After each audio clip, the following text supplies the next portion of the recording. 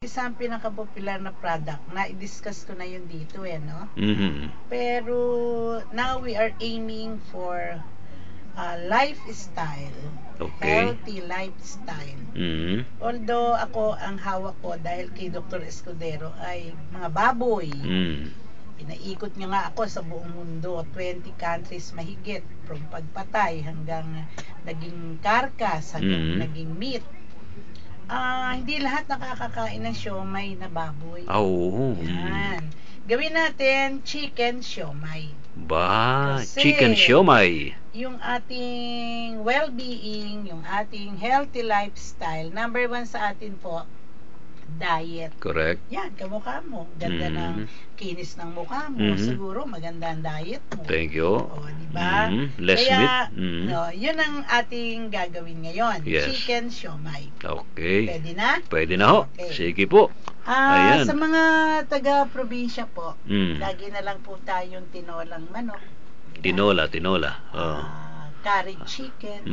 Sa mga taga Bicol naman, Bicol Express. Hindi sa iba naman Ma'am Lulu, fried chicken. Fried, grabe, no? Pero delikado 'yun. Hindi naman, baka magalit sa atin yung hindi, basta skinless. Basta skinless, no? Pero pwede naman kasama yung skin, pero bahala kayo kung kainin niyo yung skin o hindi, pero yun naman talaga masarap yung skin. Sarap yun malutong yun. Oo. In fact, pero wag sobra. Nabubuhay, no? Okay, lalo yung chicken chicharon. Yes, malutong-lutong pa, no? I-discuss nga ninyo minsan mo yan, Ma'am Lulu. Okay. Chicken chicharon, no? Gusto mo sa susunod na linggo o sa susunod na mga araw? Yes. Gawa po tayo ng chicken siomay. Yun namang mga nasa Manila. Pumunta na lang kayo, wag na kayong magtadtad ng chicken. Meron na po ngayong mga chicken station. Alam mo yan?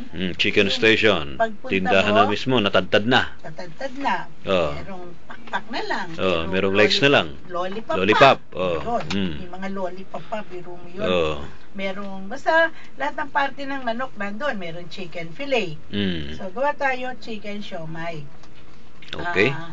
Chicken's meat, pino ang giling. Okay? Shrimp meat, mga kalahating tasa, pero medyo mahal po Lagyan na lang po natin ng shrimp powder or any bouillon. Alam mo yung word bouillon? Yung bouillon. Mga cube na yes, lasang shrimp. Yun na lang lagay nyo, mga 2. Or shrimp powder, 2 kutsarita. So, 3 prinsipyo po itong paggagawa ng chicken siomay. So, dito ilalagay natin sa unang lalagyan, pero bigyan ko po ng tip ang lahat. Ang gagamitin nyo ho ay mga stainless container. Huwag na po tayong gumamit ng aluminum dahil merong findings ng mga aluminum materials ay meron siyang nailalabas na mga ingredient, mga elements na nakaka-lead sa Alzheimer's. Okay? So, salt refined, 1 tablespoon. Pino pong asin, curing salt, dati po sa litre, ngayon po curing salt, 1/2 teaspoon, phosphate, 1 teaspoon, at tubig na malamig, 1/4 cup. Yun ang nasa probinsya, kahit po wala yung curing salt, phosphate, kahit po asin lang, pwede, haluin nyo na lang maigi kasi sasabihin nyo, ay naku, saan ba mabibili yan? Magkakaproblema pa kayo. So, ito naman hong mga extenders, kung ikaw ay nagninegosyo, kung nandito ka sa Maynila, or mga cities na popular, na pwede mong negosyo, para ang siomay nyo ay dumami, maging 180 pieces ang 1 kilo. Imagine, ito pong mga commercial, nilalagyan po ng TVP, textured vegetable protein. Kasani, thank you. Pinadala mo ako sa Amerika dahil dito. Ito yung galing sa soybean. At saka po Qualicel, galing naman din po yan sa bamboo fiber. Versagel, plant fiber ho yan. Yung Qualicel, 1/4 cup. Versagel, 1/2 cup. At tubig, 1 1/4 cup. Ngayon, tignan naman natin itong nasa probinsya. Wala din nun. Pwede yung wala ito, but expect that ang yield mas mababa. Ang seasonings natin, black pepper, pangatlong halo ito, 1/2 tablespoon, garlic chopped finely, Ilocos garlic ni Ray na napakabango, napakasarap, 3 tablespoons. Carrots shredded, marami po niyan. Hinimay, ginadgad, 3/4 cup. Yang green onions or murang sibuyas na tinagtad din ng pino, 1/2 cup. Itlog, 1 o 2, binate, nilagay sa karne. Cheese grated, 3/4 cup. Kung naman commercial, pwede na rin pong walang cheese, no?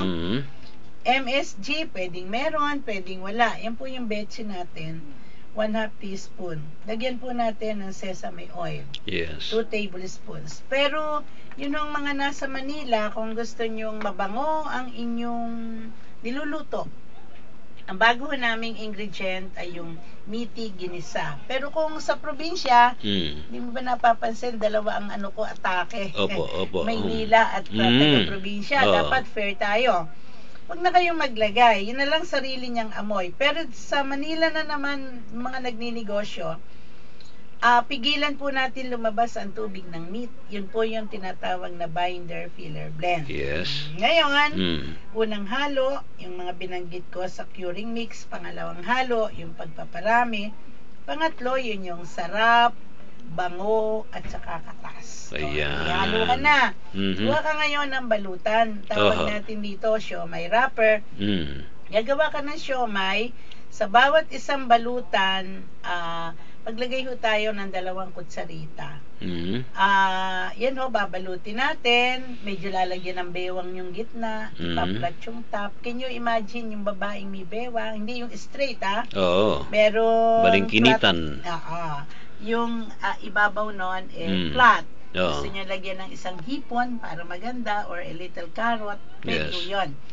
So, yan ho ang ating siomay. Inuulit ko, pinakamaliit nyong makukuha is 150 pieces per kilo. Yes. Bentahan yan, 3 for 10. O, di 150 divide by 3. Magkano yun? Di 15 tumpok. Times 10. Pinagbilan nyo, misis, ay 500. Gumising ka na at yan po ang siomay. Ang sauce hindi niluluto. Anong yan ginagawa? Yan po ay hinahalo lang. Hinahalo. Soy sauce, 1 cup. Ano ba sa Tagalog soy sauce? Toyo. Toyo. Okay. Kalamansi, mga 6 na piraso, piniga, inalis ang buto. Sugar, 1 tablespoon. Black pepper, 1 teaspoon. And then, garlic na naman, fried.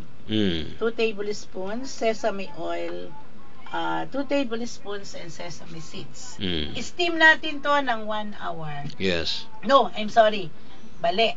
Half an hour. Half an hour. Kalahati. Kalahati. Mahina ang apoy. Okay. Tapos noon, takban nyo siya. Alam nyo naman ng steamer, yung i-apply sa ilalim. Tapos may steam. Takban nyo ang takip para pag angat nyo, hindi tumulo yung tubig doon sa siomay. Ayun. Yan ang ating siomay. Pwedeng kainin ka agad. Pwedeng iserve sa napakaraming bisita. At pwede din namang i-freeze ito pag luto na.